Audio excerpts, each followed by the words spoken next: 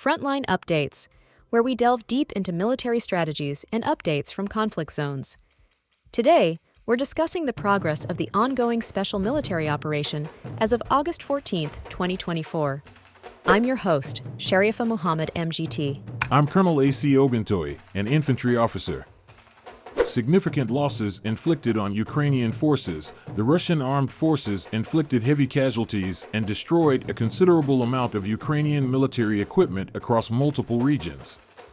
These losses included hundreds of servicemen, tanks, armored combat vehicles, artillery units, and other military equipment.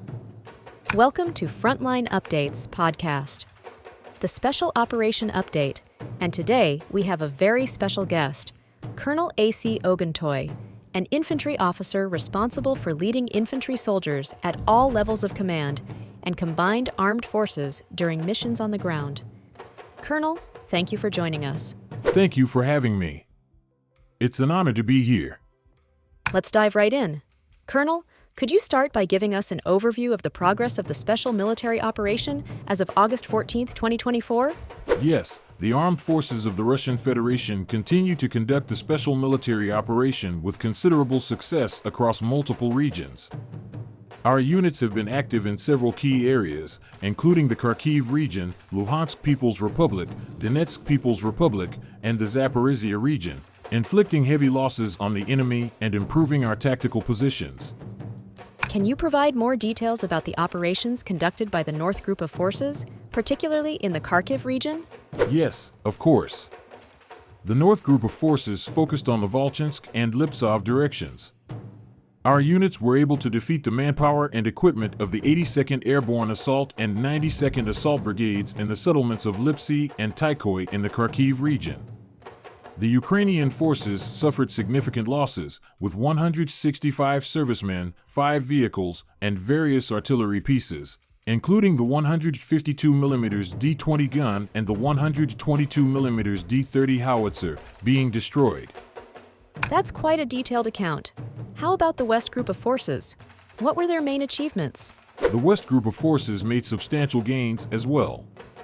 They occupied more advantageous lines and positions, which allowed us to defeat multiple Ukrainian formations, including the 116th Mechanized, 77th Airmobile, and 3rd Assault Brigades.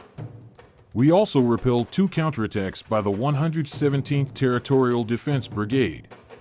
Over the last 24 hours, the Ukrainian armed forces lost up to 475 servicemen, a tank, and several armored combat vehicles. In addition, we destroyed multiple artillery units, including 3 Polish-made 155mm Krab self-propelled artillery units, and 2 US-made 155mm M198 howitzers. It seems like the Southern Group of Forces also played a crucial role in the operation. Could you elaborate on their activities? The Southern Group of Forces improved their tactical positions and inflicted heavy losses on Ukrainian forces, particularly in the Donetsk People's Republic. The enemy lost up to 690 servicemen and an armored combat vehicle. During our counter-battery fire, we successfully destroyed several artillery units, including a US-made 155mm M777 howitzer and a Polish-made 155mm Krab self-propelled artillery unit. An ammunition depot was also destroyed, further weakening the enemy's capabilities. The Center Group of Forces has been active in the Donetsk People's Republic as well. What can you tell us about their operations? The Center Group of Forces continued their active operations, particularly targeting the 32nd, 100th Mechanized, 142nd Infantry, and 68th Ranger Brigades of the Ukrainian Armed Forces. We repelled 3 counterattacks by Ukrainian assault groups and inflicted significant losses, including the destruction of a tank, 2 armored combat vehicles, and various artillery pieces. The Ukrainian forces in this region are facing a severe depletion of their combat capabilities. The East Group of Forces seems to have been focused on improving their position along the front line. How did they perform? The East Group of Forces did indeed focus on strengthening their positions along the front line. They were successful in repelling 2 counterattacks by the 125th Territorial Defense Brigade and inflicted considerable losses on the Ukrainian forces. We destroyed 9 vehicles, 2 Polish-made 155mm Krab self-propelled artillery units, and various other artillery pieces. Our operations in this area have significantly weakened the enemy's ability to launch effective counterattacks. How has the air and missile defense component played a role in these operations? Our air and missile defense systems have been highly effective, particularly in intercepting enemy missiles, guided bombs, and unmanned aerial vehicles. Over the last 24 hours, we successfully shot down 4 Tochka-U tactical missiles, 2 French-made Hammer guided aerial bombs, 3 US-made HIMARS rockets, and 147 unmanned aerial vehicles, including 119 outside the Special Military Operations Zone. This capability has been crucial in protecting our forces and maintaining the integrity of our operations. And lastly, what about the DNEPR group of forces? How did they contribute to the operation? The Dnepr group of forces operated in the Zaporizhia region, targeting the 65th Mechanized and 128th Mountain Assault Brigades of the Ukrainian Armed Forces. We inflicted heavy losses on the enemy, including the destruction of 11 vehicles, a 152mm D-20 gun, and 2 122mm D-30 howitzers. Additionally, we neutralized an Enclavin electronic warfare station and destroyed 2 ammunition depots, further diminishing the enemy's operational capabilities. It sounds like Russian forces have been very effective in these operations. Can you share some insights into the broader strategic impacts of these recent actions? The consistent success of our operations is gradually eroding the Ukrainian armed forces' ability to sustain their defense.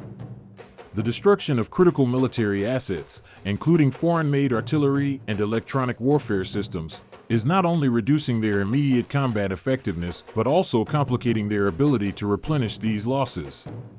Our focus remains on maintaining pressure across multiple fronts to further degrade their capacity for organized resistance. As we wrap up, can you provide a summary of the overall progress in the border area of the Kursk region? Active actions by units of the North Group of Forces, strikes by Army aviation, unmanned aerial vehicles and artillery fire have prevented attempts by enemy mobile groups to break through in armored vehicles deep into Russian territory in the areas of Skrylovka, Levchenka, Semenovka, Alexeevsky, and Kamishny. During a battle near one of the populated areas, servicemen of the 810th Separate Marine Brigade of the Black Sea Fleet captured in battle and drove under their own power to the rear area a wheeled combat armored vehicle of the Ukrainian Armed Forces, Rosell Senator of Canadian manufacture. The Marines also captured Western-made automatic weapons, ammunition, protective equipment, and communication systems as trophies. The Black Sea Fleet residents say that the enemy abandons even slightly damaged equipment on the battlefield and retreats, leaving behind the bodies of the dead. Colonel, thank you for providing such a detailed briefing on the current military situation. Your insights are invaluable to our understanding of the conflict's dynamics. And thank you to our listeners for tuning in. Join us next time as we continue to provide up-to-date coverage on global military affairs. Stay with us for more updates and expert analyses on global defense and security issues. Stay informed, stay secure. It's been my pleasure. Thank you for having me. Israeli strikes across the Gaza Strip overnight and into Wednesday killed at least 17 people, including 5 children and their parents. The strikes came on the eve of new talks aimed at reaching a ceasefire in the 10-month war. The United States, Qatar, and Egypt are hoping to broker an agreement, but the sides remain far apart on several issues after months of indirect negotiations.